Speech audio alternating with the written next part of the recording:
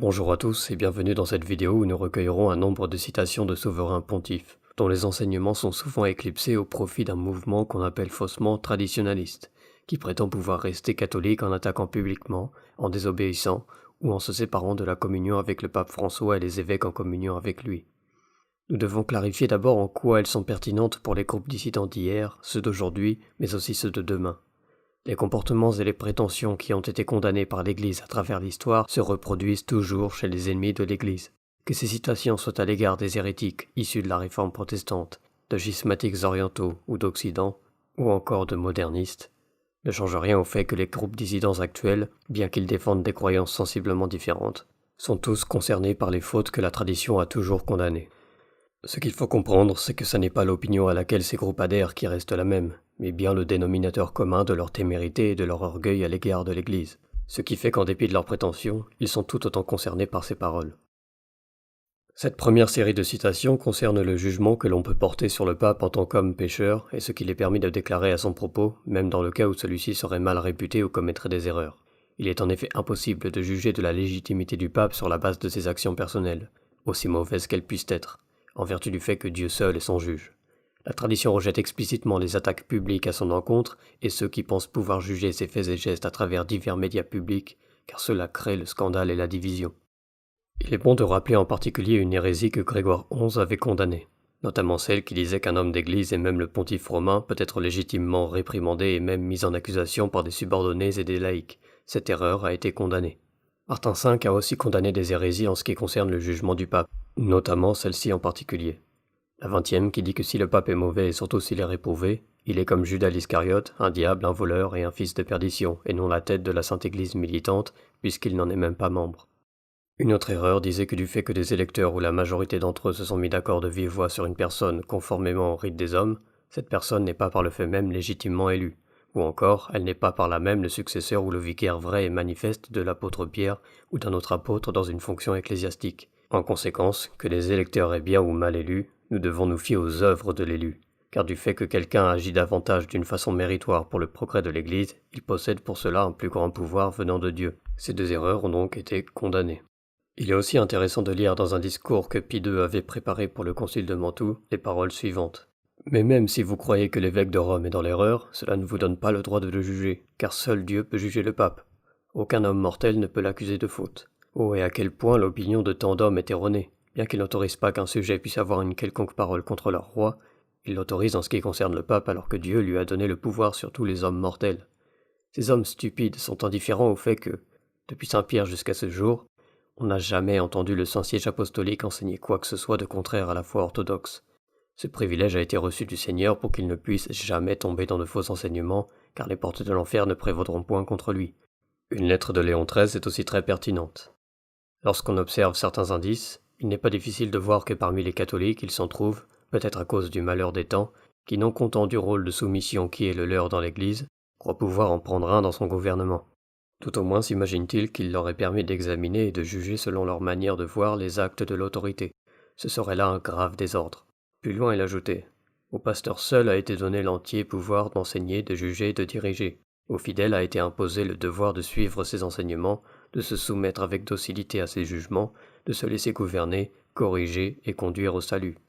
Ainsi il est d'absolue nécessité que les simples fidèles se soumettent d'esprit et de cœur à leur pasteur propre, et ceci avec eux, au chef et au pasteur suprême. De cette subordination, de cette obéissance, dépendent l'ordre et la vie de l'Église. Elle est la condition indispensable pour faire le bien et pour arriver heureusement au port. Si au contraire les simples fidèles s'attribuent l'autorité, s'ils prétendent s'ériger en juges et en docteurs, si des inférieurs préfèrent ou tentent de faire prévaloir dans le gouvernement de l'Église universelle une direction différente de celle de l'autorité suprême, c'est de leur part renverser l'ordre, porter la confusion dans un grand nombre d'esprits et sortir du droit chemin. Et il n'est pas nécessaire pour manquer à un devoir aussi sacré de faire acte d'opposition ouverte, soit aux évêques, soit aux chefs de l'Église. Il suffit de cette opposition qui se fait d'une manière indirecte, d'autant plus dangereuse qu'on cherche davantage à la voiler par des apparences contraires.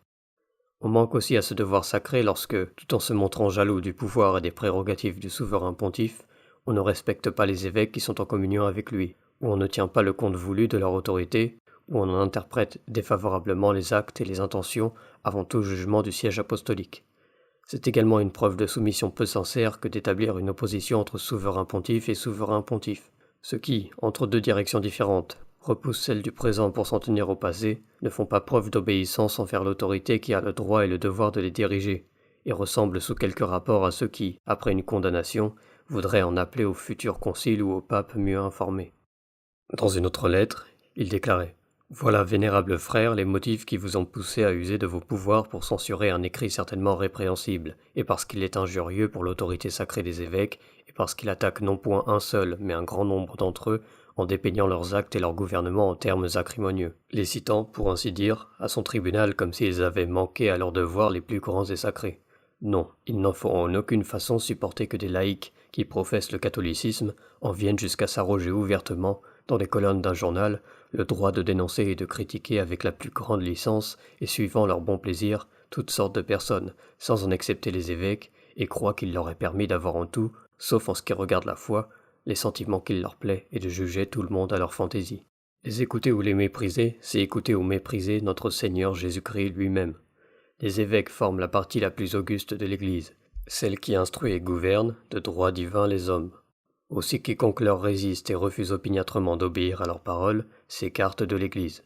Mais l'obéissance ne doit pas se renfermer dans les limites des matières qui touchent la foi. Son domaine est beaucoup plus vaste, il s'étend à toutes les choses qu'embrasse le pouvoir épiscopal. Que si les subordonnés usurpent le rôle de supérieur, c'est de leur part non seulement faire un acte d'injurieuse témérité, mais encore c'est bouleverser, autant qu'il est en eux, l'ordre si sagement établi par la providence du divin fondateur de l'Église.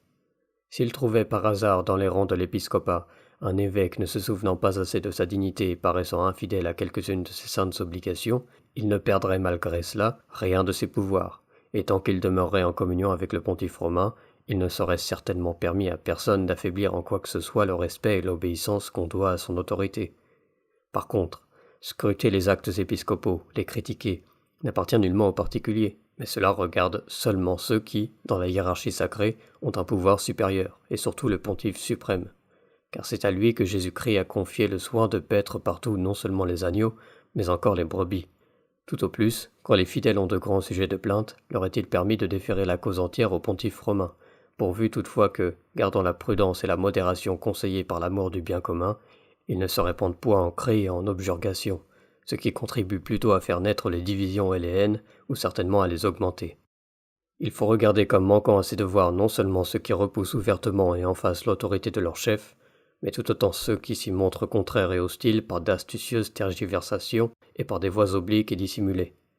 La vérité vraie et sincère de l'obéissance ne se contente pas des paroles, elle consiste surtout dans la soumission de l'esprit et de la volonté. Dans une allocution du pape Saint Pie X, il était déclaré « Le pape est le gardien du dogme et de la morale, il est le dépositaire des principes qui rendent vertueuses les familles, grandes les nations, saintes les âmes, il est le conseil des princes et des peuples. Il est le chef sous lequel nul ne se sent tyrannisé, parce qu'il représente Dieu lui-même. Il est le Père par excellence qui réunit en lui tout ce qu'il peut y avoir d'aimant, de tendre et de divin. Il semble incroyable, et c'est pourtant une douloureuse réalité, qu'il existe des prêtres auxquels il faille faire cette recommandation. Mais nous sommes pourtant aujourd'hui en cette dure et en cette malheureuse condition de devoir dire à des prêtres « Aimez le pape ». Et comment doit-on aimer le pape ? Non verbo neque lingua, sed opere et veritate. Quand on aime quelqu'un, on cherche à se conformer en tout à ses pensées, à exécuter ses volontés et à interpréter ses désirs. Et si notre Seigneur Jésus-Christ disait de lui-même « Si quelqu'un m'aime, il restera fidèle à ma parole », ainsi pour montrer notre amour au pape, il est nécessaire d'obéir. Et c'est pourquoi, quand on aime le pape, on ne s'arrête pas à discuter sur ce qu'il conseille ou exige, à chercher jusqu'où va le devoir rigoureux de l'obéissance et à marquer la limite de cette obligation. Quand on aime le pape, on n'objecte pas qu'il n'a point parlé assez clairement, comme s'il était obligé de redire directement à l'oreille de chacun sa volonté clairement exprimée tant de fois non seulement de vive voix, mais par des lettres et d'autres documents publics. On ne met pas en doute ses ordres, sous le facile prétexte de qui ne veut pas obéir, qu'il n'émane pas effectivement de lui mais de son entourage. On ne limite pas le champ où il peut et doit exercer sa volonté. On n'oppose pas à l'autorité du pape celle d'autres personnes, si doctes soient-elles, qui diffèrent d'avis avec le pape. D'ailleurs, quelle que soit leur science, la sainteté leur fait défaut. Car il ne saurait y avoir de sainteté là où il y a dissentiment avec le pape.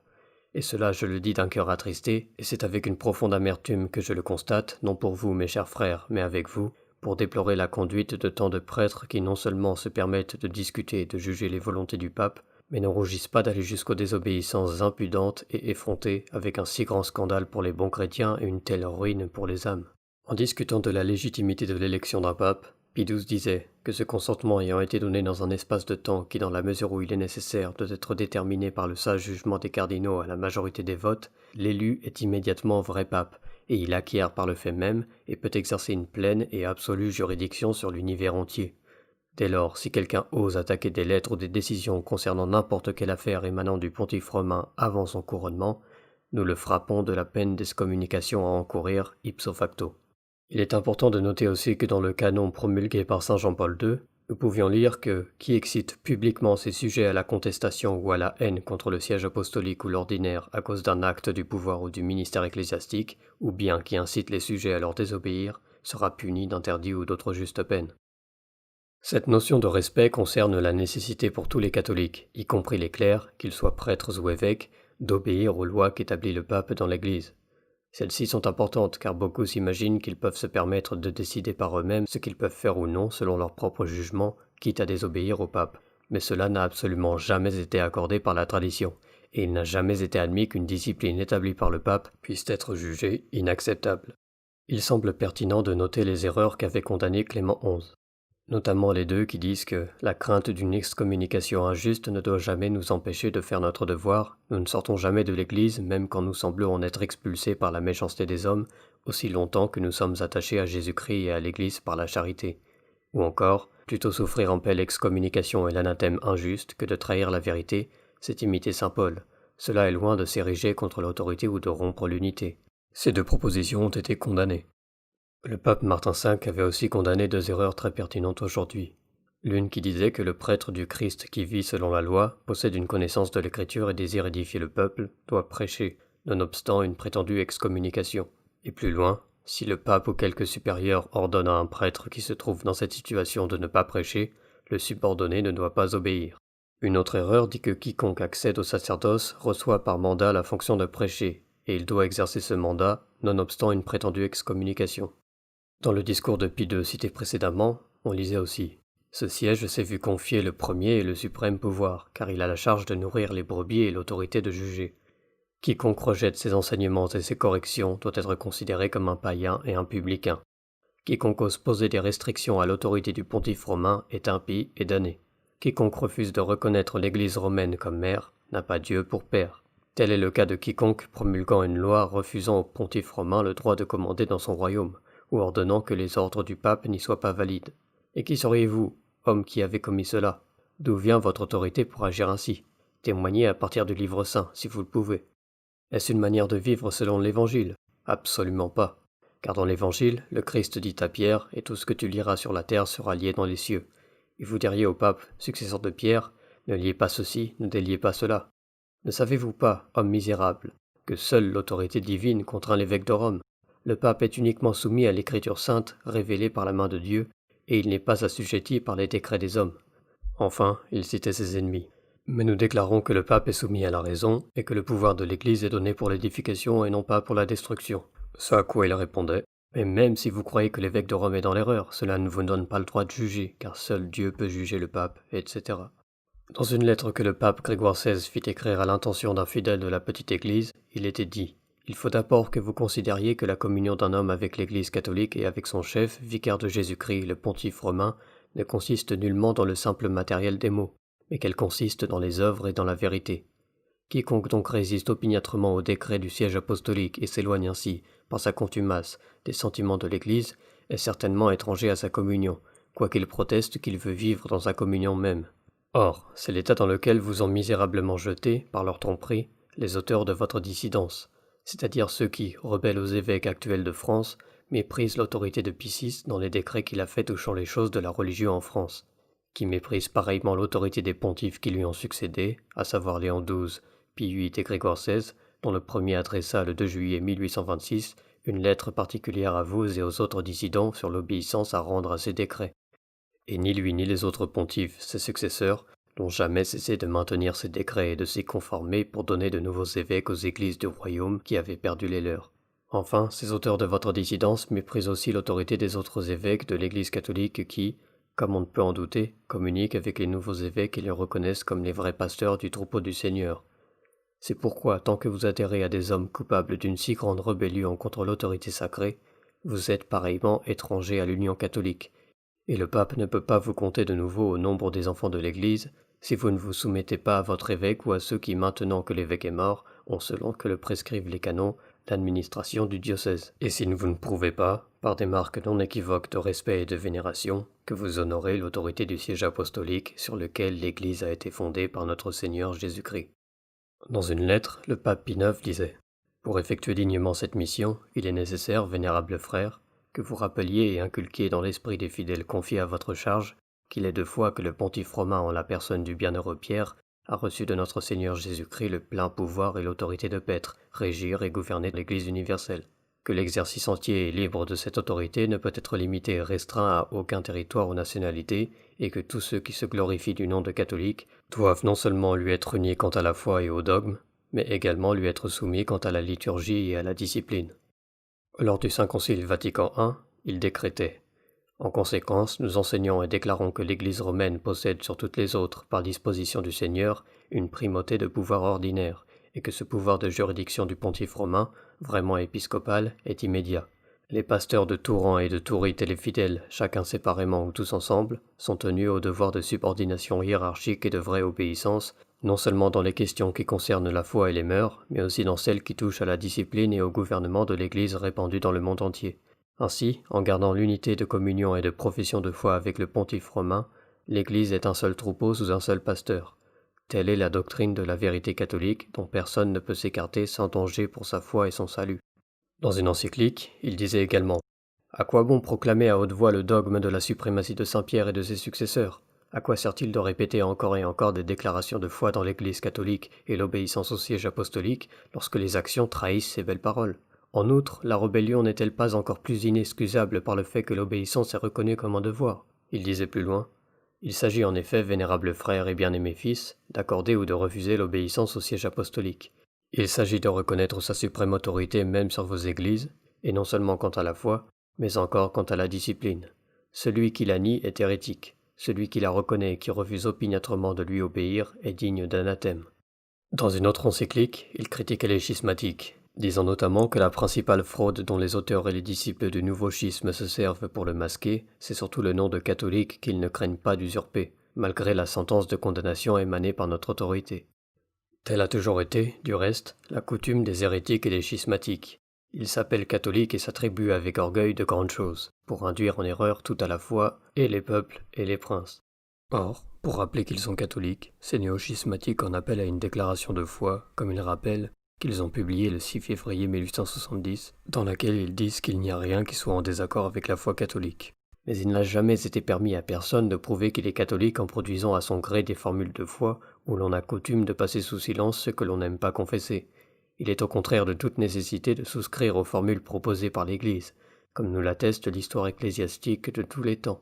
Il est en effet aussi contraire à la constitution divine de l'Église qu'à la tradition perpétuelle et constante que quelqu'un puisse prouver la catholicité de sa foi et s'appeler véritablement catholique lorsqu'il n'obéit pas à ce siège apostolique, car il est nécessaire que ce siège, par sa primauté plus élevée, domine toutes les autres églises, c'est-à-dire tous les fidèles répandus dans le monde, et celui qui abandonne cette chair de pierre sur laquelle l'Église est fondée se persuade faussement qu'il est dans l'Église, puisque celui-là est déjà schismatique et pécheur qui élève une chair contre la chair unique de pierre, de laquelle découlent sur toutes les autres les droits sacrés de communion. Mais comme les néo-schismatiques ne peuvent en retirer aucun avantage, ils se sont mis à suivre les traces des hérétiques modernes. Ils se sont excusés en disant que la sentence de schisme et d'excommunication portée contre eux en notre nom par notre vénérable frère, l'archevêque de Tiane, délégué apostolique dans la ville de Constantinople, était injuste, et par conséquent nulle et sans valeur. Ils ont même été jusqu'à dire qu'ils ne pouvaient s'y soumettre, de crainte que les fidèles, privés de leur ministère, n'embrassent le parti des hérétiques.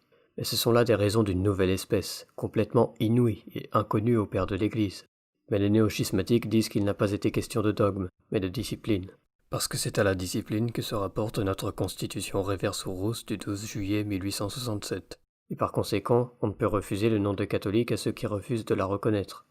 Mais vous comprenez aisément, nous n'en doutons point, combien un tel subterfuge est inutile et vain. L'Église catholique, en effet, a toujours considéré comme schismatiques ceux qui résistent opiniâtrement à ses légitimes prélats, et surtout au pasteur suprême, et qui refusent d'exécuter leurs ordres et même de reconnaître leur autorité.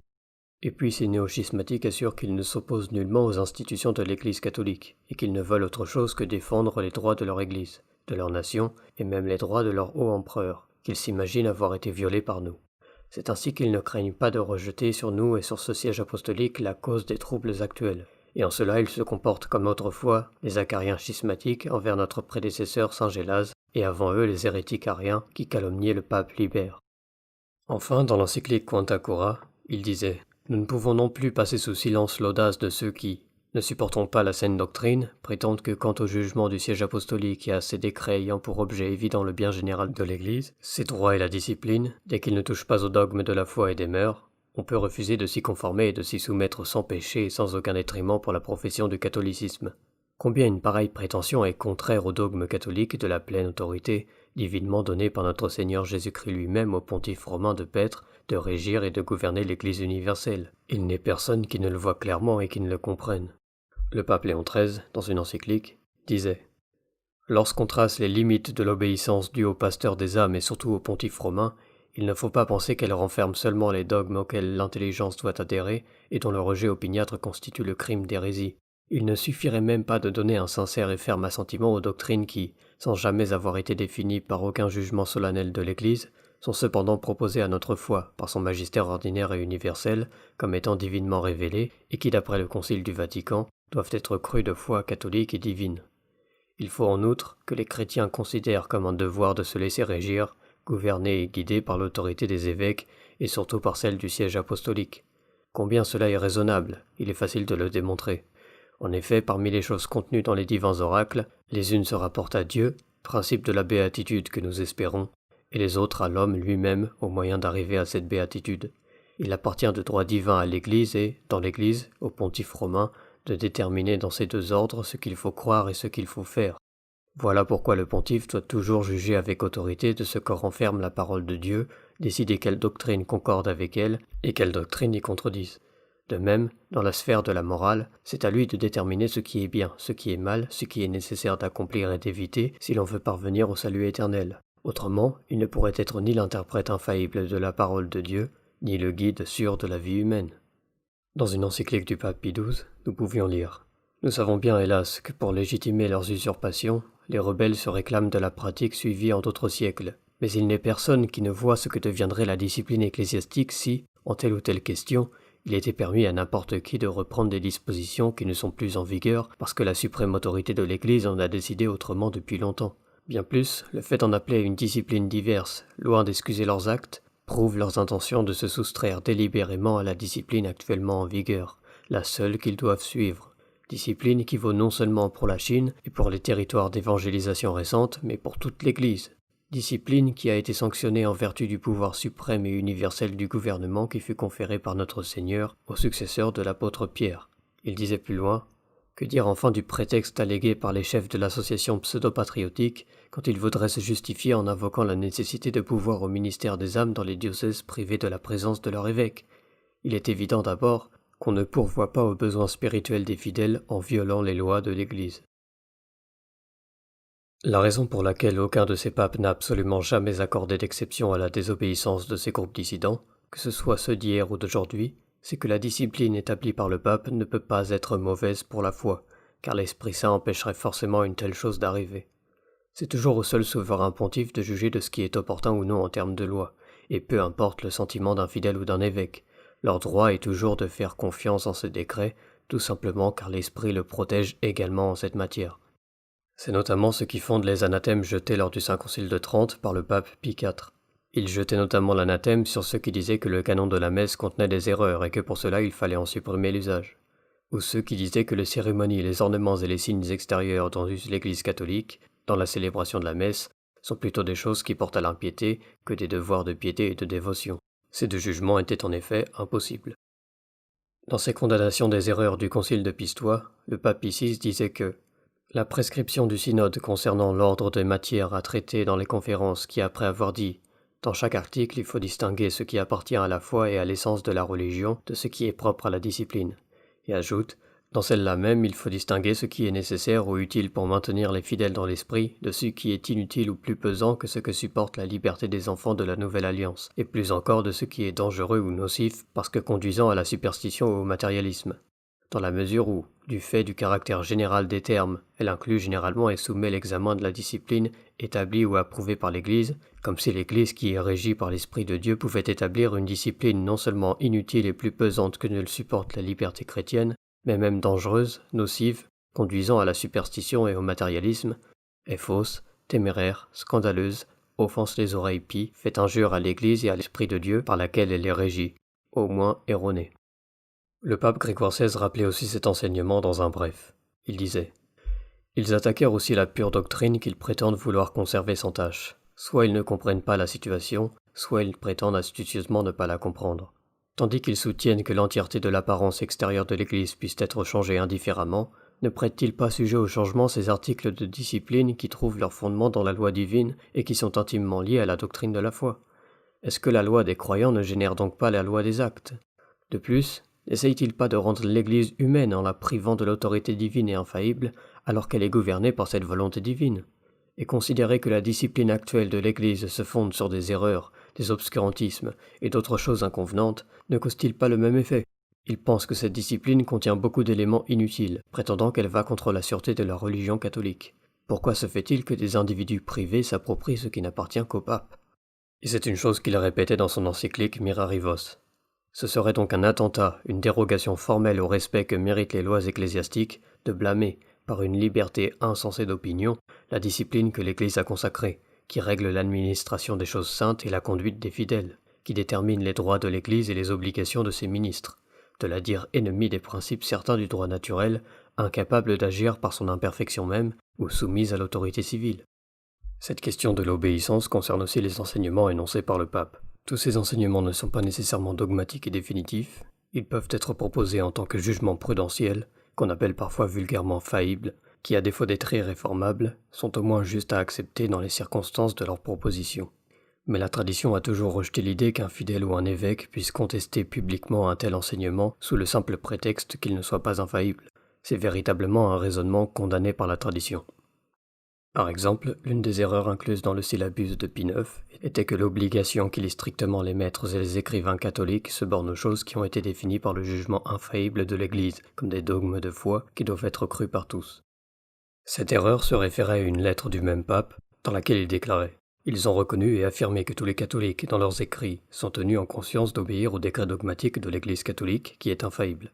En leur donnant les éloges qui leur sont dus pour avoir confessé une vérité qui découle nécessairement de l'obligation de professer la foi catholique, nous aimons à nous persuader qu'ils n'ont pas entendu restreindre ce devoir de soumission qui lie strictement les professeurs et les écrivains catholiques au seul point défini par le jugement infaillible de l'Église, comme dogme de foi que tous doivent croire. Et nous nous persuadons qu'ils n'ont pas voulu déclarer que cette parfaite adhésion aux vérités révélées, qu'ils ont reconnu être tout à fait nécessaire au véritable progrès des sciences et à la réfutation des erreurs, pourrait être obtenu si la foi et l'obéissance étaient seulement accordées aux dogmes expressément définis par l'Église. Quand même il ne s'agirait que de la soumission due à la voix divine, on ne pourrait pas la restreindre au seul point défini par des décrets exprès des conciles œcuméniques ou des pontifes romains et de ce siège apostolique. Il faudrait encore l'étendre à tout ce qui est transmis comme divinement révélé par le corps enseignant ordinaire de toute l'Église dispersée dans l'univers, et que pour cette raison les théologiens catholiques, d'un consentement universel et constant, regardent comme appartenant à la foi. Mais comme il s'agit de la soumission à laquelle sont obligés en conscience tous ceux des catholiques qui s'adonnent à l'étude des sciences spéculatives afin de procurer à l'Église de nouveaux avantages par leurs écrits, les membres du Congrès doivent reconnaître qu'il ne suffit pas aux savants catholiques d'accepter et de respecter les dogmes de l'Église dont nous venons de parler, et qu'ils doivent, en outre, se soumettre soit aux décisions doctrinales qui émanent des congrégations pontificales, soit aux points de doctrine qui, d'un consentement commun et constant, sont tenus dans l'Église comme des vérités et des conclusions théologiques tellement certaines que les opinions opposées, bien qu'elles ne puissent pas être qualifiées d'hérésie, méritent cependant quelque autre censure théologique. Dans une encyclique, Pie XII disait « Et l'on ne doit pas penser que ce qui est proposé dans les lettres encycliques n'exige pas de soi l'assentiment, sous le prétexte que les papes n'y exercent pas le pouvoir suprême de leur magistère. C'est bien, en effet, du magistère ordinaire que relève cet enseignement et pour ce magistère vaut aussi la parole, qui vous écoute m'écoute. Et le plus souvent, ce qui est proposé et imposé dans les encycliques appartient depuis longtemps d'ailleurs à la doctrine catholique. Que si dans leurs actes les souverains pontifes portent à dessein un jugement sur une question jusqu'alors disputée, Il apparaît donc à tous que, conformément à l'esprit et à la volonté de ces mêmes pontifes, cette question ne peut plus être tenue pour une question libre entre théologiens. C'est un enseignement qui fut ratifié au Saint Concile Vatican II par le pape Saint Paul VI. Les évêques qui enseignent en communion avec le pontife romain ont droit, de la part de tous, au respect qui convient à des témoins de la vérité divine et catholique. Les fidèles doivent s'attacher à la pensée que leur évêque exprime, au nom du Christ, en matière de foi et de mœurs, et ils doivent lui donner l'assentiment religieux de leur esprit. Cet assentiment religieux de la volonté et de l'intelligence est dû, à un titre singulier, au souverain pontife en son magistère authentique, même lorsqu'il ne parle pas ex cathedra, ce qui implique la reconnaissance respectueuse de son suprême magistère et l'adhésion sincère à ses affirmations, en conformité à ce qu'il manifeste de sa pensée et de sa volonté, et que l'on peut déduire en particulier du caractère des documents, ou de l'insistance à proposer une certaine doctrine, ou de la manière même de s'exprimer. Ces directives étaient ratifiées dans le droit canonique promulgué par Saint Jean-Paul II, qui disait que ce n'est pas vraiment un assentiment de foi, mais néanmoins une soumission religieuse de l'intelligence et de la volonté qu'il faut accorder à une doctrine que le pontife suprême, ou le collège des évêques, énonce en matière de foi ou de mœurs, même s'ils n'ont pas l'intention de le proclamer par un acte décisif. Les fidèles veilleront donc à éviter ce qui ne concorde pas avec cette doctrine. Les évêques qui sont en communion avec le chef du collège et ses membres, séparément ou réunis en conférence des évêques ou en concile particulier, bien qu'ils ne jouissent pas de l'infaillibilité quand ils enseignent, sont les authentiques docteurs et maîtres de la foi des fidèles confiés à leurs soins. À ce magistère authentique de leurs évêques, les fidèles sont tenus d'adhérer avec une révérence religieuse de l'esprit. Tous les fidèles sont tenus par l'obligation d'observer les constitutions et les décrets que porte l'autorité légitime de l'Église pour exposer la doctrine et proscrire les opinions erronées, et à un titre spécial, ce qu'édicte le pontife romain ou le collège des évêques. Il fit aussi promulguer, à travers la Congrégation pour la doctrine de la foi, le texte suivant. Dans ce domaine des interventions d'ordre prudentiel, il est arrivé que les documents magistériels ne soient pas exempts de déficiences. Les pasteurs n'ont pas toujours perçu aussitôt tous les aspects ou toute la complexité d'une question. Mais il serait contraire à la vérité de conclure, à partir de certains cas déterminés, que le magistère de l'Église puisse se tromper habituellement dans ses jugements prudentiels ou qu'il ne jouisse pas de l'assistance divine dans l'exercice intégral de sa mission. Même si la doctrine de la foi ne lui apparaît pas être en cause, le théologien ne présentera pas ses opinions ou ses hypothèses divergentes comme s'il s'agissait de conclusions indiscutables. Cette discrétion est commandée par le respect de la vérité ainsi que par le respect du peuple de Dieu. Pour les mêmes raisons, il renoncera à leur expression publique intempestive. Ce qui précède trouve une application particulière dans le cas du théologien qui aurait de sérieuses difficultés à accueillir, pour des raisons qui lui paraissent fondées, un enseignement magistériel non irréformable. Un tel désaccord ne pourrait être justifié s'il se fondait seulement sur le fait que la validité de l'enseignement donné n'est pas évidente ou sur la persuasion que la position contraire est plus probable. De même, le jugement de la conscience subjective du théologien ne saurait suffire, car celle-ci ne constitue pas une instance autonome et exclusive pour juger de la vérité d'une doctrine. Jamais en tout cas ne pourra manquer une attitude fondamentale de disponibilité à accueillir loyalement l'enseignement du magistère, comme il convient à tout croyant au nom de l'obéissance de la foi.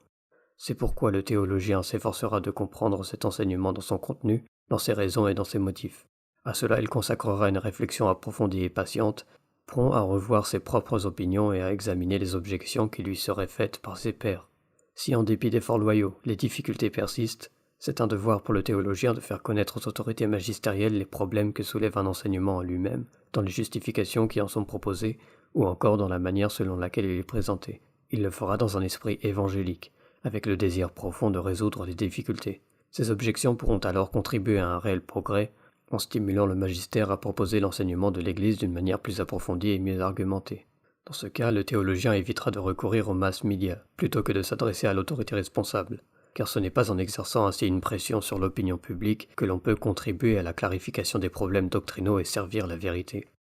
Dans une profession que ce même pape institua, on lisait « De plus, avec une soumission religieuse de la volonté et de l'intelligence, j'adhère aux doctrines qui sont énoncées soit par le pontife romain, soit par le collège des évêques, lorsqu'ils exercent le magistère authentique, même s'ils n'ont pas l'intention de les proclamer par un acte définitif. » La note doctrinale qui l'accompagnait disait « À cet alinéa appartiennent tous ces enseignements en matière de foi ou de morale, présentés comme vrais, ou au moins comme sûrs, même s'ils n'ont pas été définis dans un jugement solennel ou proposés comme définitifs par le magistère ordinaire et universel. Ces enseignements sont en tout cas expression authentique du magistère ordinaire du pontife romain ou du collège épiscopal et requièrent donc la soumission religieuse de la volonté et de l'intelligence. Ils sont proposés pour nous conduire à une intelligence plus profonde de la révélation ou bien pour rappeler la conformité d'un enseignement avec les vérités de la foi, ou enfin pour mettre en garde contre les conceptions incompatibles avec ces vérités, ou contre des opinions dangereuses susceptibles d'induire en erreur. Une proposition contraire à ces doctrines peut être qualifiée d'erronée ou bien, dans les cas des enseignements de l'ordre de la prudence,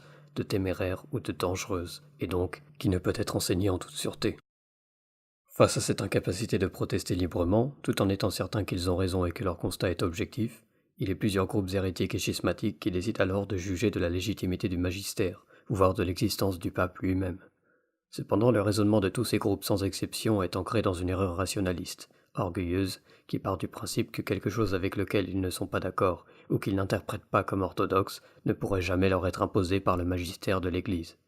Or, c'est précisément parce que le magistère est infaillible que nous devons croire ce qu'il dit et remettre notre jugement personnel en question. L'erreur faite par tous ces anticatholiques dans l'histoire était de croire obstinément à leur propre examen personnel, sans être capables d'envisager qu'ils se trompaient ou n'avaient pas toutes les connaissances requises pour aboutir à ces conclusions. Mais là encore, la tradition a toujours condamné de telles prétentions, et s'est toujours imposée face aux groupes qui pensaient tous mieux savoir que l'Église ou constater qu'elle se trompait. Pour bien comprendre cette hiérarchie des jugements, il est pertinent de lire la bulle que Pie IV avait promulguée à l'occasion du Saint Concile de Trente, qui disait « Au reste, pour éviter le désordre et la confusion qui pourraient naître, s'il était permis à chacun de mettre au jour des commentaires et des interprétations telles qu'il lui plairait sur les décrets du Concile, faisons expresse défense de l'autorité apostolique à toute personne, tant ecclésiastique de quelque rang, dignité et condition qu'elle soit, que séculière, de quelque puissance et autorité qu'elle puisse être, aux prélats, sous peine d'interdiction de l'entrée de l'Église, et à tous les autres quels qu'ils soient, sous peine d'excommunication encourue par le fait, d'entreprendre sans notre autorité de mettre en lumière, de quelque manière que ce soit, aucun commentaire, glose, annotation, remarque, ni généralement aucune sorte d'interprétation sur les décrets du dit concile, ni de rien statuer à ce sujet, à quelque titre que ce soit, quand ce serait sous prétexte de donner plus de force aux dits décrets, de favoriser leur exécution, ou sous quelque autre couleur que ce soit. Que s'il y a quelque chose qui paraisse obscur à quelqu'un, soit dans le terme, soit dans le sens des ordonnances, et qui lui semble pour cela avoir besoin de quelque interprétation ou décision, qu'il ait recours au lieu que le Seigneur a choisi, c'est-à-dire au siège apostolique, d'où tous les fidèles doivent tirer leur instruction et dont le Saint Concile a reconnu avec tant de respect l'autorité. Si donc au sujet des dits décrets il s'élève quelques difficultés et quelques questions, nous nous en réservons l'éclaircissement et la décision, ainsi que le Saint Concile lui-même l'a ordonné, et nous sommes prêts, comme il se l'est permis de nous avec justice, à pourvoir aux besoins de toutes les provinces en la manière qu'il nous paraîtra la plus commode, déclarant nul et de nul effet tout ce qui pourrait être fait et entrepris contre la teneur des présentes, par qui que ce soit et par quelque autorité que ce puisse être, avec connaissance ou par ignorance. Benoît XIV rappelait notamment dans une encyclique que le jugement de l'Église est préférable à celui même d'un docteur renommé pour sa sainteté et ses enseignements. Pie IX, dans son syllabus des erreurs modernes, condamnait notamment les propositions qui disaient que, comme la raison humaine est égale à la religion elle-même, les sciences théologiques doivent être traitées sur le même pied que les sciences philosophiques, où tous les dogmes de la religion chrétienne sans distinction sont l'objet de la science naturelle ou philosophie, et la raison humaine, n'ayant qu'une culture historique, peut d'après ses principes et ses forces naturelles parvenir à une vraie connaissance de tous les dogmes, même les plus cachés, pourvu que ces dogmes aient été proposés à la raison comme objet. Cela se référait notamment à son encyclique Singulari Quidem, dans laquelle il disait « Ce sont ces hommes que l'Église s'efforce de rappeler à l'usage du sens commun en leur disant « Quoi de plus contraire à la raison que de vouloir s'élever par la raison au-dessus de la raison, et quoi de plus contraire à la foi que de refuser de croire ce que la raison ne peut saisir. L'Église ne cesse de leur répéter que le fondement de la foi n'est pas la raison, mais l'autorité. » Car il ne convenait pas que Dieu, parlant à l'homme, se servît d'arguments pour appuyer ses assertions, comme si l'on n'avait pas foi à sa parole. Mais il s'est exprimé comme il a dû, c'est-à-dire comme le souverain arbitre de toutes choses, à qui il appartient d'affirmer et non de disputer. Plus tard, dans un bref, il déplorait. C'est une chose assurément regrettable, cher fils, qu'il se rencontre parmi les catholiques des hommes qui, tout en se faisant gloire de ce nom, se montrent complètement imbus de principes corrompus, et y adhèrent avec une telle opiniâtreté qu'ils ne savent plus soumettre avec docilité leur intelligence au jugement de ce Saint-Siège, quand il leur est contraire, et alors même que l'assentiment commun et les recommandations de l'épiscopat viennent le corroborer. Ils vont encore plus loin, et faisant dépendre le progrès et le bonheur de la société humaine de ces principes, ils s'efforcent d'incliner l'Église à leurs sentiments, se regardant comme seuls sages. Ils ne rougissent pas de donner le nom de parti ultramontain à toute la famille catholique qui pense autrement qu'eux. On les voit donc mettre en avant avec audace, comme indubitables d'humains complètement libres, certaines doctrines maintes fois réprouvées, ressassées d'après les anciens défenseurs de ces mêmes doctrines, des chicanes historiques, des passages mutilés, des calomnies lancées contre les pontifes romains, des sophismes de tout genre. Ils remettent avec impudence toutes ces choses sur le tapis, sans tenir aucun compte des arguments par lesquels on les a 100 fois réfutés. Leur but est d'agiter les esprits et d'exciter les gens de leur faction et le vulgaire ignorant contre le sentiment communément professé. Outre le mal qu'ils font en jetant ainsi le trouble parmi les fidèles et en livrant en discussion de la rue les plus graves questions, ils nous réduisent à déplorer dans leur conduite une déraison égale à leur audace. S'ils croyaient fermement, avec les autres catholiques, que le concile œcuménique est gouverné par le Saint-Esprit, que c'est uniquement par le souffle de cet esprit divin qu'il définit et propose ce qui doit être cru, il ne leur serait jamais venu en penser que des choses non révélées ou nuisibles à l'Église pourraient y être définies, et ils ne s'imagineraient même pas que des manœuvres humaines pourront arrêter la puissance du Saint-Esprit et empêcher la définition de choses révélées et utiles à l'Église. Nous pouvons aussi citer les condamnations des modernistes par saint Pie X, qui disait notamment « Ils vont leur route, réprimandés et condamnés, ils vont toujours, dissimulant sous des dehors menteurs de soumission et une audace sans borne. Ils courbent hypocritement la tête, pendant que de toutes leurs pensées, de toutes leurs énergies, ils poursuivent plus audacieusement que jamais le plan tracé.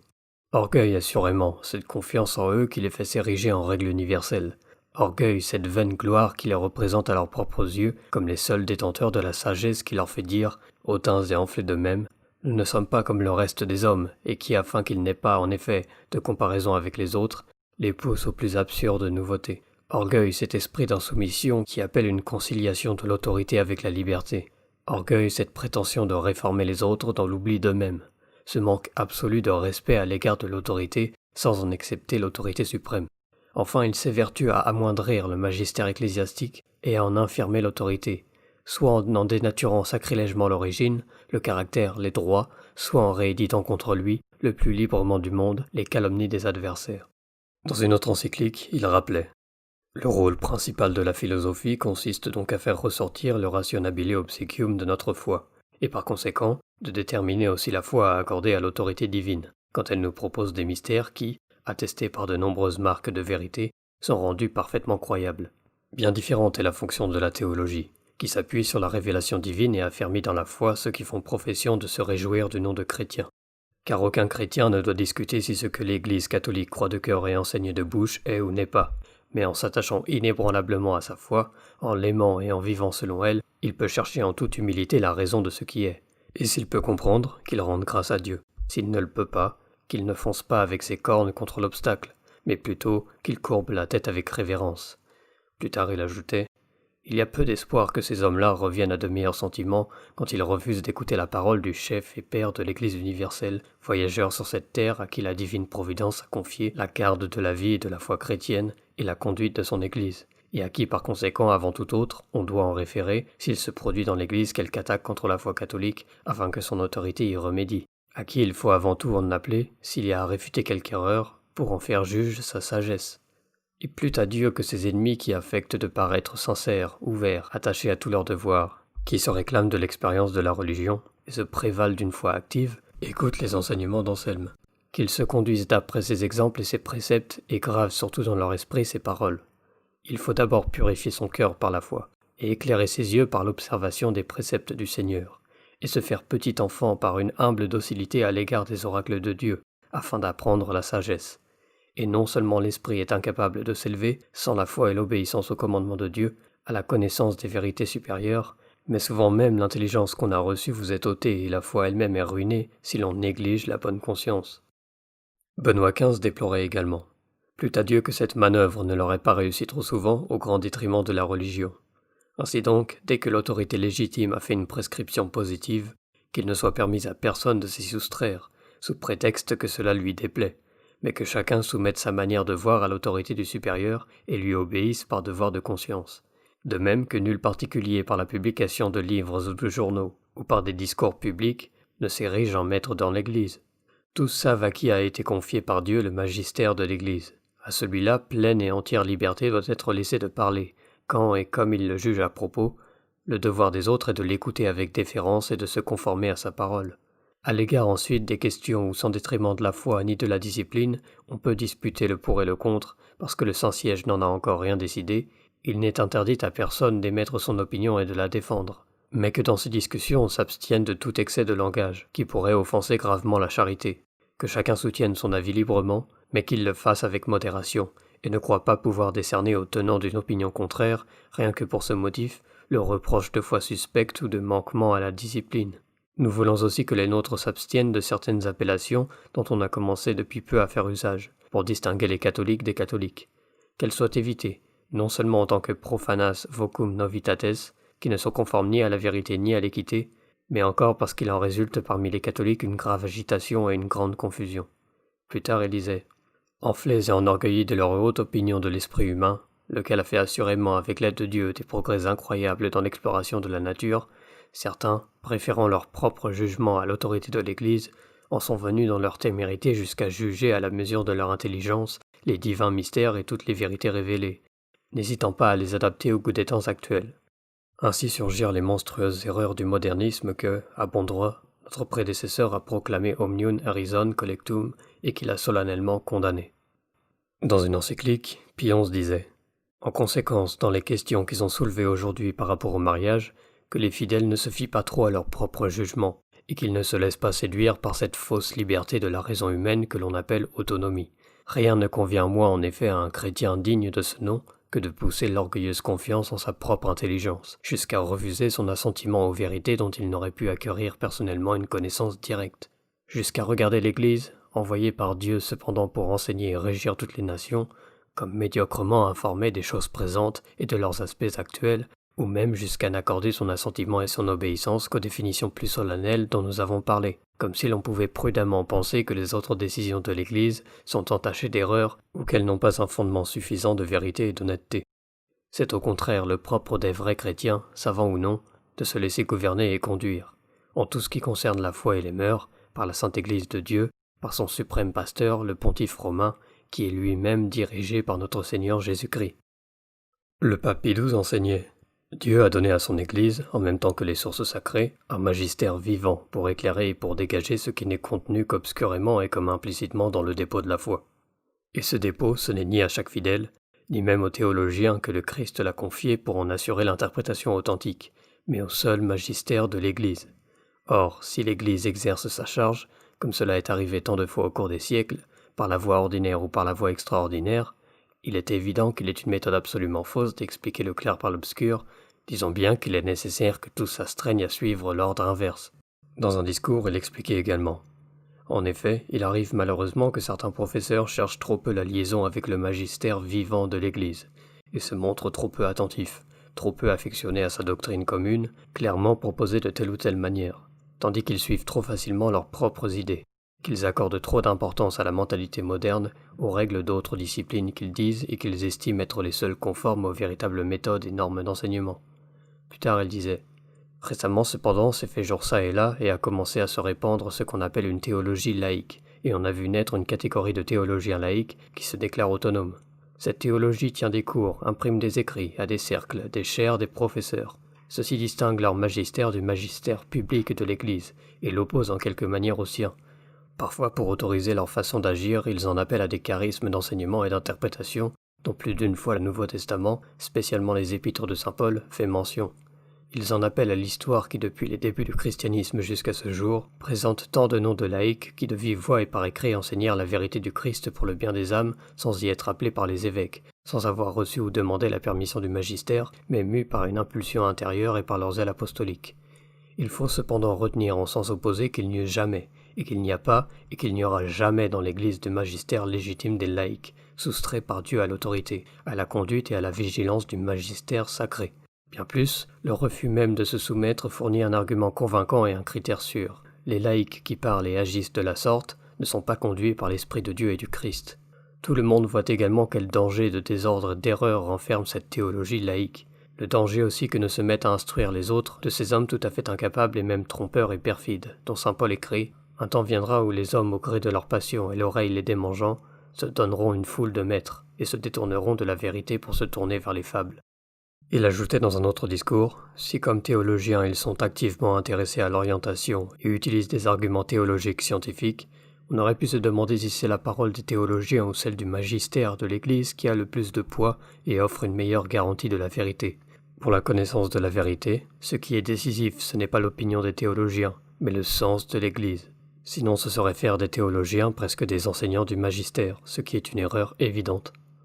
Enfin, dans le catéchisme promulgué par saint Jean-Paul II, il était dit que les ministères doivent s'exercer dans un esprit de service fraternel et de dévouement à l'Église au nom du Seigneur. En même temps, la conscience de chacun, dans son jugement moral sur ses actes personnels, doit éviter de s'enfermer dans une considération individuelle. De son mieux, elle doit s'ouvrir à la considération du bien de tous, tel qu'il s'exprime dans la loi morale, naturelle et révélée, et conséquemment dans la loi de l'Église et dans l'enseignement autorisé du magistère sur les questions morales. Il ne convient pas d'opposer la conscience personnelle et la raison à la loi morale ou au magistère de l'Église.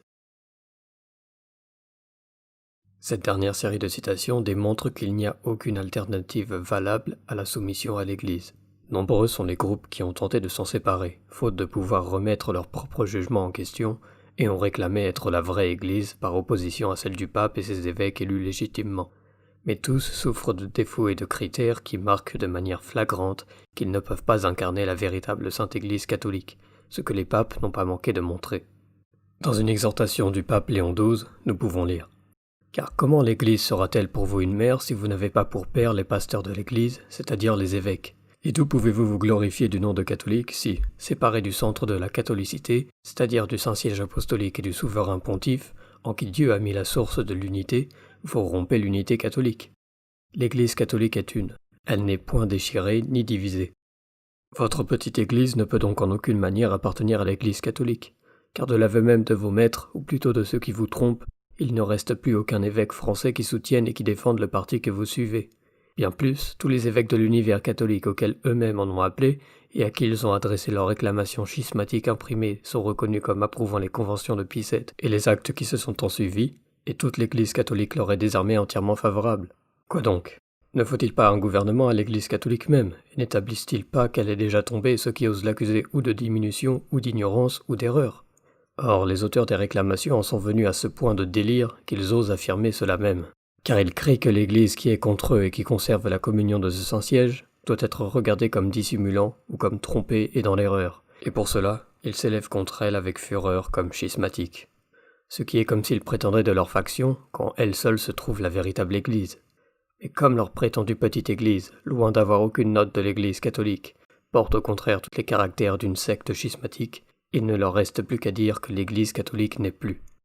Et dans le vrai, qui peut supporter leur audace téméraire et détestable par laquelle, en voulant être les seuls éclairés, les seuls orthodoxes parmi les prêtres français, les seuls dans l'Église et les seuls défenseurs de l'Église, ils osent s'ériger en tribunal, d'où ils prononcent dans tout l'univers et sur tout l'univers et condamnent l'Église catholique.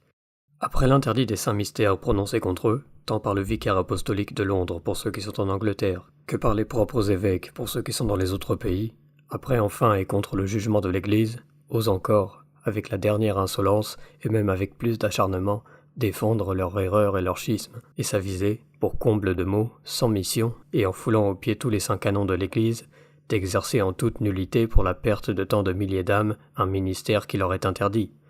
Où trouvera-t-on parmi les plus orgueilleux hérétiques et schismatiques qui ait poussé plus loin l'enflure au sujet de sa secte et de soi-même ? Pourquoi donc vos prêtres calomnient-ils ce très saint pontife qui s'est concilié pour toujours l'admiration de tout l'univers ? Pourquoi le blasphème-t-il d'une manière sacrilège et hérétique en le donnant comme destructeur des saints canons, usurpateur des droits des évêques et comme ennemi et persécuteur de la religion catholique ? Jusque-là, ils n'ont pas honte, chose absolument inouïe et qui renverse la foi de tous les siècles, d'avancer la séparation d'avec Pie VII et le caractère nécessaire de la catholicité. Grégoire XVI disait aussi dans son encyclique « Mais puisqu'il est certain, pour nous servir des paroles des pères de Trente, que l'Église a été instruite par Jésus-Christ et par ses apôtres, et que l'Esprit Saint, par une assistance de tous les jours, ne manque jamais de lui enseigner toute vérité, c'est le comble de l'absurdité et de l'outrage envers elle de prétendre qu'une restauration et qu'une régénération lui sont devenues nécessaires pour assurer son existence et ses progrès, comme si l'on pouvait croire qu'elle aussi fut sujette, soit à la défaillance, soit à l'obscurcissement, soit à toute autre altération du genre. » Nous pouvons aussi lire dans l'encyclique du pape Pie IX « Et en effet, ce que machinent et se proposent ces misérables enfants de perdition, paraît manifestement soit par leurs autres écrits, soit surtout par la lettre impie et pleine d'impudence récemment publiée par celui qu'ils se sont dernièrement constitués pour pseudo-évêque. Car tout en reniant et en renversant la véritable autorité de juridiction dans la personne du pontife romain, et des évêques successeurs de Saint Pierre et des apôtres, et en la transférant au peuple, ou pour user de leur langage à la communauté, ils rejettent avec opiniâtreté et attaquent le magistère infaillible et du pontife romain et de toute l'Église enseignante, et, donnant un démenti au Saint-Esprit dont le Christ avait promis à l'Église l'assistance éternelle, par une audace incroyable, ils soutiennent que le pontife romain, aussi bien que tous les évêques ensemble, les prêtres associés à eux dans l'unité de foi et de communion, sont tombés dans l'hérésie en acquiesçant aux définitions du Concile œcuménique du Vatican et en les professant. C'est pourquoi ils nient aussi l'indéfectibilité de l'Église, disant avec blasphème qu'elle a péri dans l'univers entier et que par conséquent son chef visible et les évêques ont fait défection. De là ils infèrent pour eux la nécessité de restaurer un épiscopat légitime en la personne de leur pseudo-évêque qui entrant, non par la porte, mais par un autre endroit, comme un voleur et un larron, a attiré sur sa tête la sentence du Christ qui le condamne. Le pape Léon XIII, dans une autre lettre, disait « À coup sûr, un homme de bon sens ne croira jamais que les droits et la liberté de l'Église tiennent plus au cœur de quelques particuliers ou de quelques évêques que du Saint-Siège lui-même et de la mère et maîtresse de toutes les Églises, tellement que, pour procurer ce bien, l'Église romaine ait besoin des excitations de ceux qui, pour vouloir être et se faire considérer comme vrais catholiques, lui doivent avant tout soumission et obéissance. Il ne peut donc y avoir aucune cause prouvée en droit pour que ces hommes, quels qu'aient été d'ailleurs les premiers chefs de ceux dont il s'agit aujourd'hui, se soient séparés de la très sainte communion de l'univers catholique, qu'ils ne s'appuient ni sur l'honnêteté de leurs mœurs, ni sur leur fidélité à la discipline, ni sur leur zèle à garder la doctrine et la stabilité de la religion. L'apôtre ne dit-il pas ouvertement que tout cela ne sert de rien sans la charité? Absolument aucun évêque ne les considère et ne les gouverne comme ses brebis. Ils doivent conclure de là, avec certitude et évidence, qu'ils sont des transfuges du bercail du Christ. Cela revient aussi qu'ils ne se peuvent rien promettre des grâces et des fruits du perpétuel sacrifice et des sacrements qui, tout en étant administrés avec sacrilège, étaient cependant valides et servaient en quelque manière à cette forme et apparence de la piété que désigne saint Paul et dont parle plus longuement saint Augustin. La forme de la branche, dit très justement ce dernier, peut être visible, même en dehors de la vigne, mais la vie invisible de la racine ne peut être conservée que dans l'union avec le cep. C'est pourquoi les sacrements corporels, que d'aucuns conservent et prônent en dehors de l'unité du Christ, peuvent garder l'apparence de la piété, mais la vertu invisible et spirituelle de la vraie piété ne peut y résider, pas plus que la sensibilité ne demeure dans un membre amputé. Tous comprirent qu'il n'est permis à personne d'affirmer ou que l'Église catholique ait été en quelque sorte exilée de France par Pie VII, ou qu'elle soit réduite à résider uniquement en quelques hommes privés de pasteurs. Ces évêques qui ont, les uns immédiatement, les autres plus tard, obtempéré aux ordres du pontife romain, s'étaient auparavant montrés vis-à-vis de Dieu et de l'Église par la fermeté de leur volonté contre les efforts des impies, par les souffrances et les épreuves de tout genre, des ouvriers que rien ne saurait confondre. Ils aidèrent plus encore l'Église et pourvurent davantage au salut du peuple quand, pour rétablir la paix et pour relever la religion en France, ils offrirent à Dieu et à l'Église d'abdiquer leur dignité, sans aucune atteinte portée à l'autorité du siège apostolique. Plus tard, c'est le pape Pie XII qui nous enseignait. Cela se trompe donc dangereusement qui croit pouvoir s'attacher au Christ tête de l'Église sans adhérer fidèlement à son vicaire sur la terre, car en supprimant ce chef visible et en brisant les liens visibles de l'unité, ils obscurcissent et déforment le corps mystique du Rédempteur, au point qu'il ne puisse plus être reconnu ni trouvé par les hommes en quête du port du salut éternel. Plus loin, il ajoutait « Par conséquent, comme dans l'assemblée véritable des fidèles il n'y a qu'un seul corps, un seul esprit, un seul Seigneur et un seul baptême, ainsi ne peut-il y avoir qu'une seule foi. Et celui qui refuse d'écouter l'Église doit être considéré, d'après l'ordre du Seigneur, comme un païen et un publicain, et ceux qui sont divisés pour des raisons de foi ou de gouvernement ne peuvent vivre dans ce même corps ni par conséquent de ce même esprit divin. » Et dans une autre encyclique, « Ceci établi, il s'ensuit que les évêques qui n'ont été ni nommés ni confirmés par le Saint-Siège, qui ont même été choisis et consacrés contre ces dispositions explicites, ne peuvent jouir d'aucun pouvoir de magistère ni de juridiction, car la juridiction ne parvient aux évêques que par l'intermédiaire du pontife romain. Nous avons rappelé cet enseignement dans la lettre encyclique à vous destinée, Ad Sinarum Gentem. Le pouvoir de juridiction, qui est conféré directement au souverain pontife par le droit divin, les évêques le reçoivent du même droit, mais seulement à travers le successeur de Saint Pierre, vis-à-vis duquel non seulement les fidèles, mais tous les évêques sont tenus à l'obéissance respectueuse et au lien de l'unité. De ce que nous avons exposé, il suit qu'aucune autorité autre que celle du pasteur suprême ne peut invalider l'institution canonique donnée à un évêque. Aucune personne ou assemblée, de prêtres ou de laïcs, ne peut s'arroger le droit de nommer des évêques. Personne ne peut conférer légitimement la consécration épiscopale sans la certitude préalable du mandat pontifical. Une consécration ainsi conférée contre tout droit et qui est un très grave attentat à l'unité même de l'Église est punie d'excommunication réservée d'une manière très spéciale au Saint-Siège et encourue ipso facto non seulement par celui qui reçoit cette consécration arbitraire, mais aussi par celui qui la confère.